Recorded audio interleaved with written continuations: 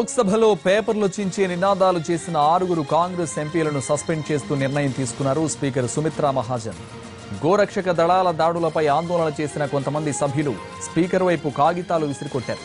దాంతో గౌరవ్ గొగోయ్, కోడికున్నిల్ సురేష్, అధీర్ రంజన్ చౌదరి, సుస్మితా దేవ్, రంజిత్ రంజన్, ఎంకే రాఘవన్లపై 5 రోజుల పాటు సస్పెన్షన్ విధించారు స్పీకర్. లోక్సభలో పేపర్లు చించి నినాదాలు చేసిన 6 కాంగ్రెస్ ఎంపీలను సస్పెండ్ చేస్తూ నిర్ణయం తీసుకున్నారు స్పీకర్. దీనికి సంబంధించి పూర్తి వివరాలు మా ప్రతినిధి ప్రసాద్ అడిగి తెలుసుకుందాం. ప్రసాద్, కాంగ్రెస్ ఎంపీల సస్పెండ్ కి సంబంధించి పూర్తి వివరాలు చెప్పండి.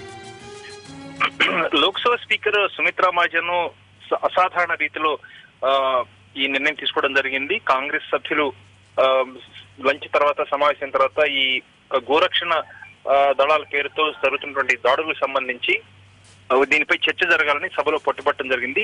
ఇందుకు సంబంధించి వెల్లో కూడా వీళ్ళంతా వచ్చి నినాదాలు చేస్తూ వచ్చారు. అప్పటికి స్పీకర్ సుమిత్రా మహాజన్ దీనిపై గొడవ చేయడానికి వీల్లేదు, అవకాశం ఇస్తాను, మీరు వెళ్ళండి, మీ స్థానాలకు వెళ్ళని చెప్తూనే ఉన్నారు. అయినప్పటికీ కూడా ఈ సభ్యులు వినకుండా అలానే వెల్లో నిలబడి నినాదాలు ఇస్తూ చేతిలో ఉన్నటువంటి పేపర్లను ముక్కలుగా చేసి స్పీకర్ చైర్ వైపు విసిరేయడం జరిగింది. దీంతో ఆగ్రహం చెందినటువంటి సుమిత్రా మహాజన్ వెంటనే వారి 6 ఎంపీలను కూడా, కాంగ్రెస్ ఎంపీలను సస్పెండ్ చేస్తూ 5 రోజుల పాటు సభా కార్యక్రమాలకు హాజరు కారాదంటూ రూలింగ్ ఇస్తూ ఆమె నిర్ణయం తీసుకోవడం జరిగింది. చాలా అసాధారణ రీతిలో తీసుకుంటున్న నిర్ణయం. గతంలో ఎప్పుడు కూడా ఇలా జరగలేదు. కేవలం తెలంగాణ విభజన సమయంలోనే అటు ఆంధ్ర ప్రాంతానికి చెందినటువంటి ఎంపీలు 6, తెలంగాణ ప్రాంతం చెందిన మరొక 7 సభ్యులను అప్పట్లో సస్పెండ్ చేయడం జరిగింది, సభా కార్యక్రమాలు హాజరు కారాదంటూ.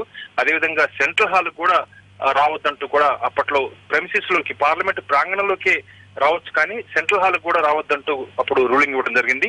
అదే తరహాలో స్పీకర్ సుమిత్రా మహాజన్ ఈ రోజు అసాధారణ రీతిలో ఈ సభా కార్యక్రమాలకు అడ్డుపడుతున్న కాంగ్రెస్ సభ్యులను సభా కార్యక్రమాలకు రావద్దంటూ 5 రోజుల పాటు రూలింగ్ ఇవ్వడం జరిగింది. గోరక్షక దళాల పేరుతో గ్రూపులుగా వచ్చి చంపటం లాంటి కార్యక్రమాలు చేస్తున్నారు. కాబట్టి దీనిపై పూర్తి స్థాయిలో దేశవ్యాప్తంగా ప్రజల్లో ఉన్నటువంటి ఆందోళనను దృష్టిలో పెట్టుకుని సభలో చర్చకు అనుమతించాలని, దీనిపై పూర్తిగా చర్చ జరగాలని చెప్పి కాంగ్రెస్ సభ్యులు పట్టుబట్టారు.